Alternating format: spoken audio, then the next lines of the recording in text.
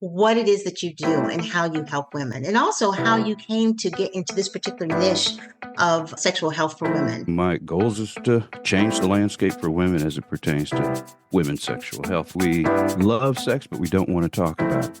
So it takes a unique physician, a unique group of physicians that you can find who have the resources, capabilities to speak about a lot of the modern day concerns for the modern day woman.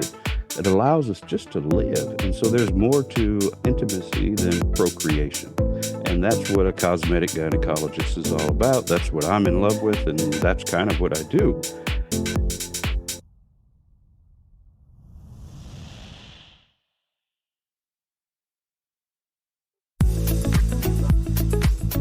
Hi, I'm Glennis Woods Mullins, and I love to help women to vibe, to be more vibrant, intuitive, beautiful, and empowered in midlife.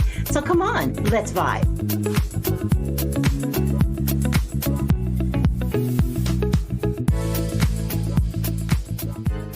You know, many of us probably have heard women talk about the idea that they just don't like the way they're looking in their female parts. And so many times when we start talking about this, if we talk about it at all, it's uncomfortable. But the other thing is we just don't have a lot of information. And so we kind of poo-poo it, we joke about it, but many times things don't get done. Well, today we have a guest with us who actually is an integral part of that process. Dr. Michael Reed, aka the cosmetic gynecologist, is a leading board certified cosmetic gynecologist with over 20 years experience in women's sexual health. And Dr. Reed's mission is to basically destigmatize the whole sexual health services and normalize discussions about sexual health and pleasure and empowering women in the process. So, Dr. Reed, thank you so much for being with us on the Vibe Living podcast. It's wonderful to have you here today. Well, I'm truly, truly excited to be here and be a part of this wonderful platform and share whatever information I can. And really, my goals is to change the landscape for women as it pertains to women's sexual health. So thanks for having me. Well, thank you. You know, it's interesting because women don't talk a whole lot about any of these things yet, and still, it's such an integral part of our overall wellness to have a good sexual experience, to have sexual health. We just don't talk about it. Why do you think that is? Well, I think it's something about America. I mean, we love sex, but we don't want to talk about it.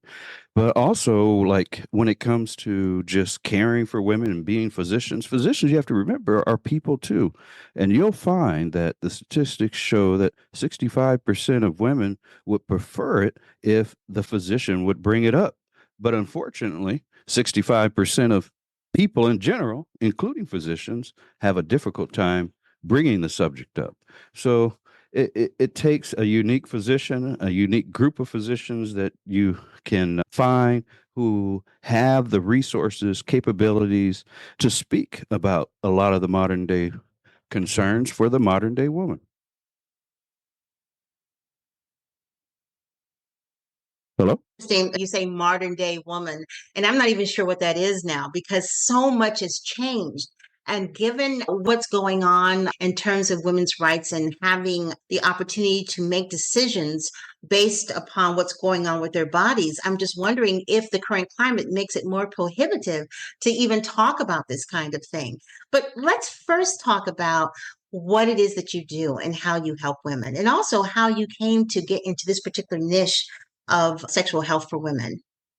Yeah, so I am traditionally a board certified OB-GYN, practice delivering babies, delivered well over 5,000, I have also been like chairman of the department, and I had a desire to change. And so I changed and got involved in cosmetic gynecology.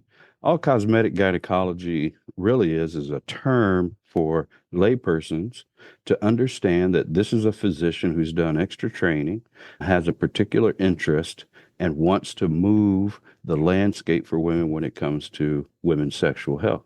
And so we're able to, and we do feel comfortable talking about all aspects of intimacy, whether it's pain, whether it's improving relationships, whether it's improving your odds of improving orgasm, There's just a number of things that we do that revolve around the world, revolve around sexual health.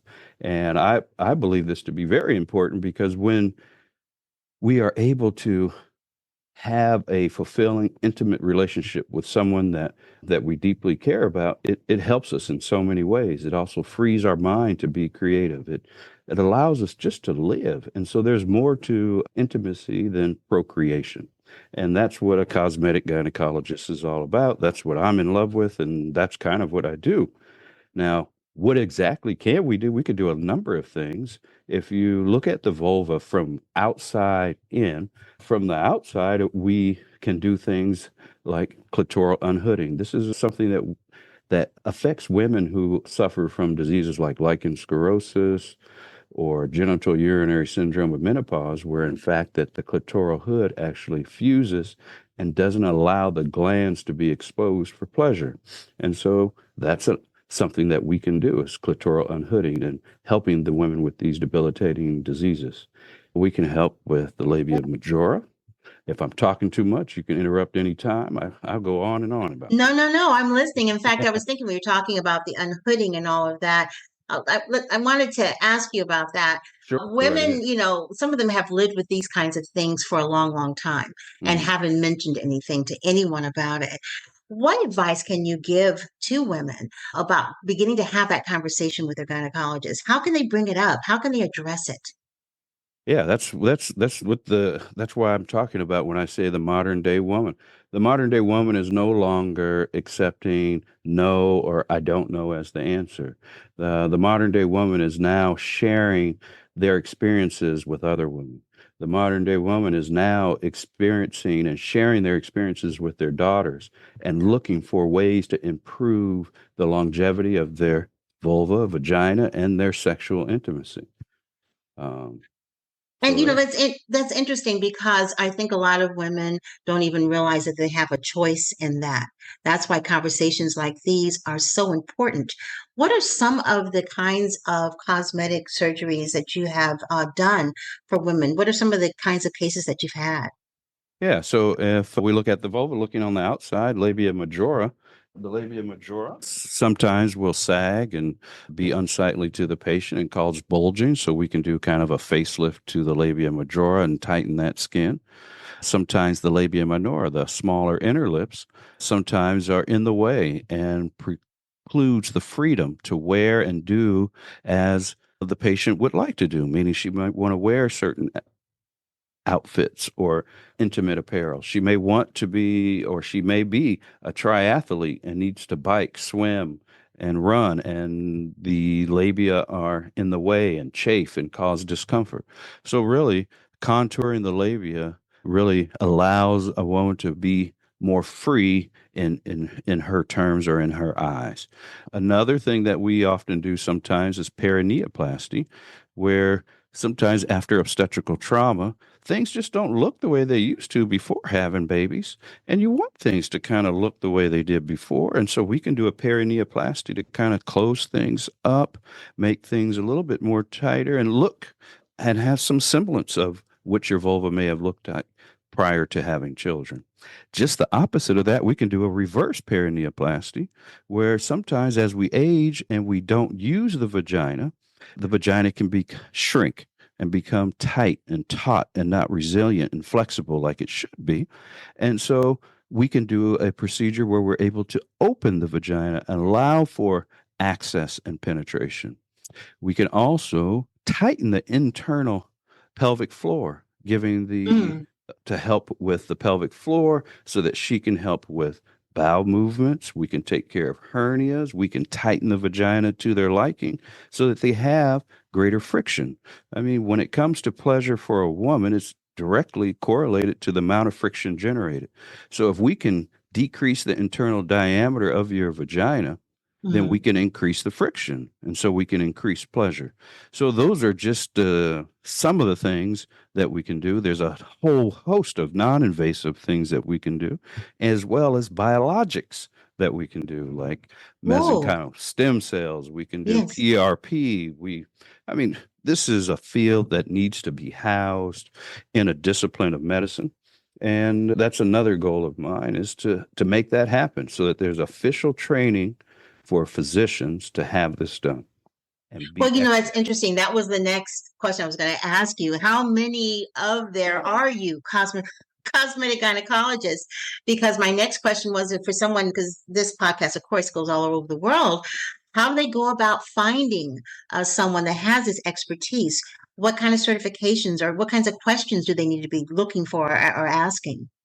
Yeah, so the first thing you want to do if you're interested in any of those type of procedures, you want to look up the term cosmetic gynecologist.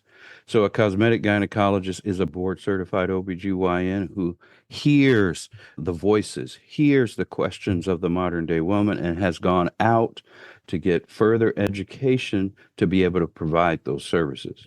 Now, once you found a cosmetic gynecologist, you don't stop there. You got to investigate those cosmetic gynecologists because there's variations. There's levels to this, right? Hmm. And so you want to look at their website. You want to see what they're talking about. Do they have a page dedicated to what service you're interested in about? Is there anything on YouTube where they're displaying their ability to teach? Have they been officially trained by some of the bona fide trainers in the United States? These are the things that I think are important to for the audience to understand that all Hmm. doctors aren't equal. And, I think as we are talking more and more on platforms and the dissemination of information is so readily available, I think patients are understanding that physicians aren't equal and that there are levels to Absolutely. this. So, I Yeah, mean, absolutely. you have to And do your homework. I have had some experiences with doctors that sometimes don't get it right, and I'm not anti-doctor because I admit that happens. It's just that I do know that everybody's different, everybody's experience is different, and I wanted to talk about that. What are some of the misconceptions or myths that surround cosmetic gynecology that you frequently encounter, and Yeah, how I do can you tell you. address them? Here's a couple big ones. This is a Hmm. misogynistic field of medicine where people are trying to make money off of women and their insecurities. That's a that's a misnomer and that's not a Mm. truth. Another thing is that because the word cosmetic is there, this is only Hollywooders, A1 listers, people, porn ladies, and OnlyFans. No, this is not it. Remember, cosmetic is there only as a term to identify us as someone different that is listening to the modern day concerns and that we've gone out to get that education to address those modern day concerns. So don't get caught up on the word cosmetic, but oftentimes people do. But it's just a term so that you know that we're listening and we want to help you in all aspects of sexual intimacy. So, and it's not for OnlyFans, is not for Hollywood A1 listers. It's for the everyday woman. It's for the soccer moms. It's for the teachers. It's for the nurses. It's for women who want to improve the longevity of their vagina and vulva and remain as intimate with their partner for as long as they can. Same thing men have done, and Hmm. they're still doing it using testosterone, using Viagra, Cialis, penis pumps, anything they can to improve the longevity of the penis. So here we are. Don't judge us. Get on board with us because we're here and we But want absolutely. And we I love what you said because information is power, but acting on that information is powerful. So let's say someone's listening to this podcast and they're like, okay, I'm going to look into it. I'm going to, go ahead and do a consultation to find out, what this is all about. And let's talk about that a little bit in terms of some of the things that can happen from a safety aspect. What are the potential risks associated with cosmetic gynecological procedures?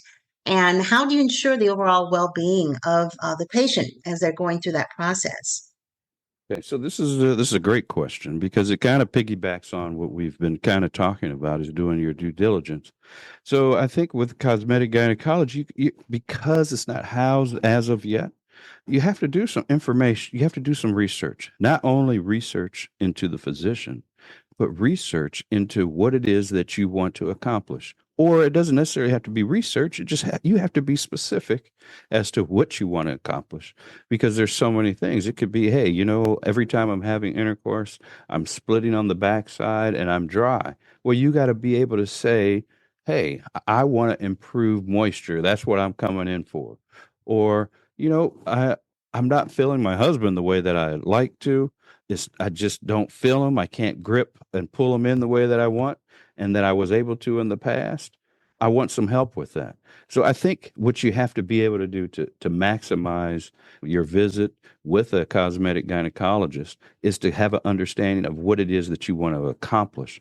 And when you have an idea of what you want to accomplish, you're better able to assess that physician and see what her knowledge level is and what her skill level might be because you have some ideas as to what you want to accomplish. You can't just go in there blind uh, Right, and exactly. not have any ideas of what you want to do.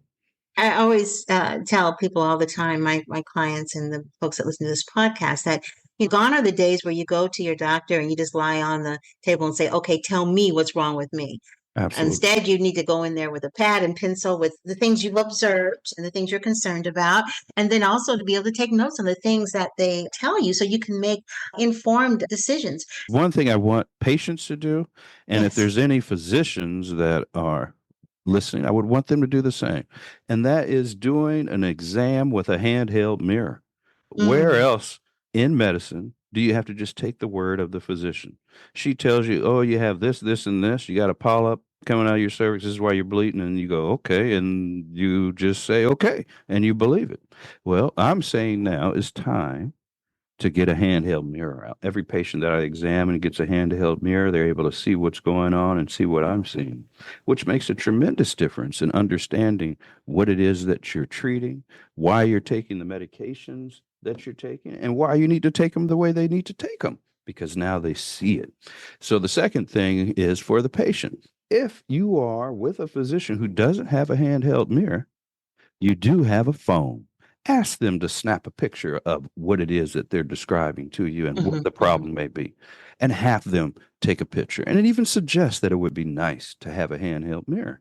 I think that it will make such a big difference for women, just that small change, because a lot of times when I have patients come in for these procedures, I give them a quick anatomy lesson and with a handheld mirror, and they are just taken aback by the fact that they're able to go over their anatomy with their physician, looking at the same time, wondering about this, what is that, where do you urinate from, and be able to see what it is that they're wanting to improve or change or treat.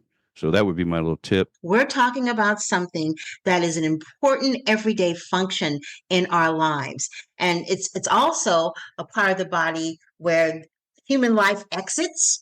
It's a source of pleasure. It's where we're able to remove the toxins in our body, so many things. Yet we as women have a tendency not to know anything about it or even look at it. Hmm. See, So, you're starting to describe the modern day woman. She wants to see it. She wants to understand it. She wants to know what it is. She wants to gotcha. improve upon it. No, we're not sitting back on shelves and just letting life come at us. The modern day woman is setting the pace. I love that. And as we move forward, what do you see happening in the future with this kind of practice in cosmetic gynecology? What kinds of things can we be looking forward to in the future?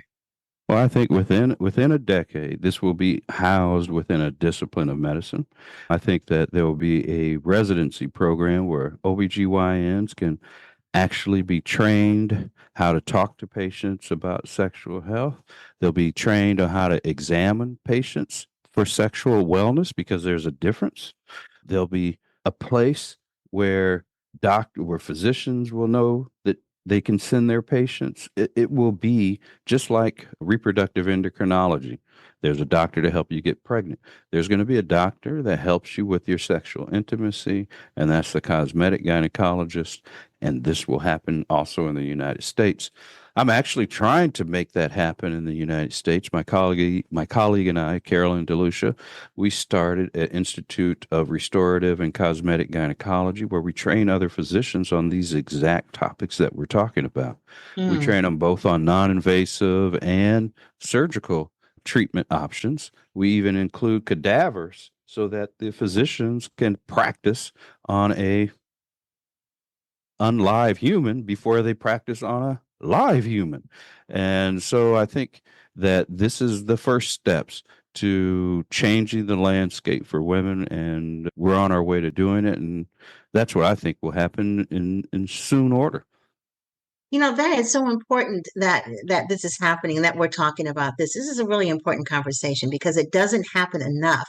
But I want all of you who are out there, first of all, so that you can get further education, is to begin to start following Dr. Reed on his media. Go ahead and go to his website and take a look at what he does because that in itself is an education, and then begin to start educating yourself, if not just for you but for your daughters, your friends, their children. We need to be talking about this and stop covering it up because this is an important function of our health. I cannot tell you, I had an incident myself not too long ago that didn't have to do so much with sexual health but had to do with what was going on with my vagina. It wasn't funny at the time, but it just lets you know how we have a tendency to disconnect ourselves from our vagina when things go wrong in Hmm. terms of really thinking critically about what could be happening. It was Valentine's Day and my husband had prepared this lovely bath for me. He had all this good smelling stuff in there. And now I know from a holistic standpoint, because I've been a holistic health coach for 17 years, Hmm. and very rarely do I get into any bathtub with anything in it. But I wasn't thinking at the time, right? Hmm. So I'm getting Hmm. in there and enjoying it and everything else, right? Yeah. Well, about 5 days later, I started having this weird itching thing going on. And I thought, gee, you know what? This feels so familiar. Not critical thinking at all. Just Hmm. going by what I know, which is hardly anything when it comes to my body and the vagina. I'm not that engaged in it the way I should be. So I'm Hmm. thinking, I think I have a yeast infection. And Okay. everybody's like, well, you know what? It could be a yeast infection. That does happen to menopausal women. I'm no Yeah. longer menopausal, but I'm 67, but still, it happens with women in their 60s. I've had a few Sure. clients that had that. So Uh-huh. that's what it is, right? So it's bothering me so much, and I've done all the over the counter and everything else. I even go to emergency, okay, and Okay. they give me this stuff, right? Yeah. And it's still bothering me. So one of my daughters said, "Mom, is there anything else that you've done differently that you don't normally do?" And I'm like, "No, no." And then all of a sudden I remembered, it's That the bath bath. water. Yes. Uh-huh. And the thing is, it was had a slight color to it. Hmm. And I am grossly allergic to hair dye, any kind Oh of my dye. goodness. It's Mm. something that I developed in my 50s. Okay. And, I used to get my hair dyed, and my hair is all gray, not because I'm making some kind of a statement, because I'm a holistic person. It's because I'm allergic to hair dye. And so then all of a sudden, ding, ding, ding, everything went on, everything Mm. fell into place. I knew exactly that's what it was. I knew exactly what I needed to do. When I went to the doctor, I explained it. But it all started with my being less engaged in Hmm. terms of what could possibly happen with my vagina. And that if you have an allergic reaction to somewhere else on your body, why not? Why would it not be the vagina? And I'm telling you, the itching was so horrible. I tried everything. Hmm. I was What walking, did they have to give you oral steroids or yeah, local yeah. steroids? Once they Yeah. figured it out, Mm. they were able to give me the oral steroids, Yeah. and it stopped Worked itching like the almost next day. immediately. Yeah. Yes. Yeah. And the other thing was I had the same symptoms that I had when I had the allergic reaction with the hair dye with my scalp, a little bit of oozing and all that. Oh my. But because I didn't come armed with the right information, I didn't ask a lot of questions, and they were kind of following my lead. And I thought to myself, I got to make sure I tell this story because we have to be critical thinkers when it comes to what's going on with our body and not just go with the absolute okey doke because things change in our body. And Absolutely. and as a result of the changes, the chemical changes, then our body presents things differently. So we have to remain open-minded. And I think probably everybody should take a look at what's going on with their vaginas from a cosmetic perspective because it opens up your world just listening to you of the possibilities of what could be done.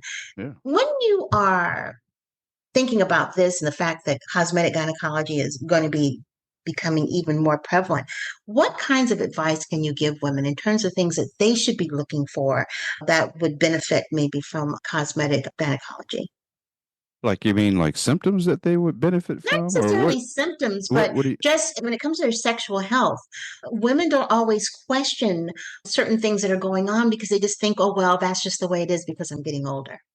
Well, I think that's the biggest thing right there is finding someone that you can speak to and ask those questions. One of the things that cosmetic gynecologists are good at is answering the unspoken question because we're Mm, interacting so much with women and being able to read between the lines. But we got to get it to the point where women just will ask the question. They don't know until they ask. And there's a group of us out here willing and able to answer. Just find us and ask us.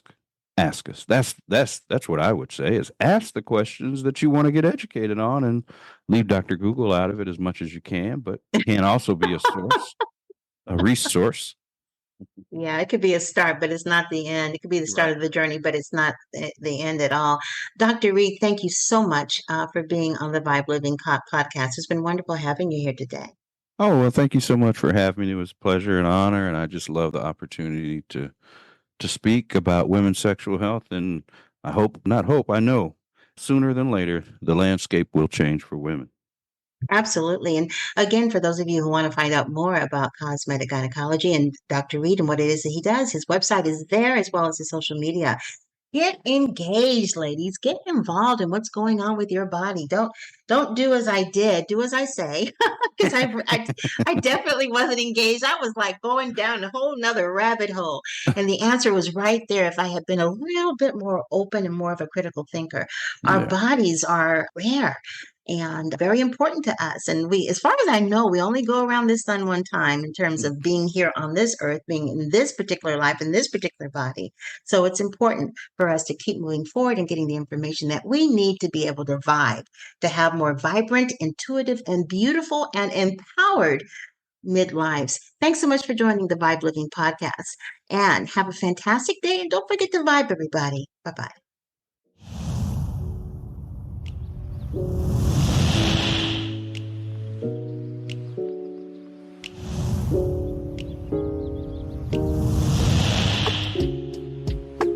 Thanks for listening to the Vibe Living Podcast. And don't forget to subscribe, like, and comment, and share this podcast. Have a fantastic day, and don't forget to vibe. Bye-bye, everybody.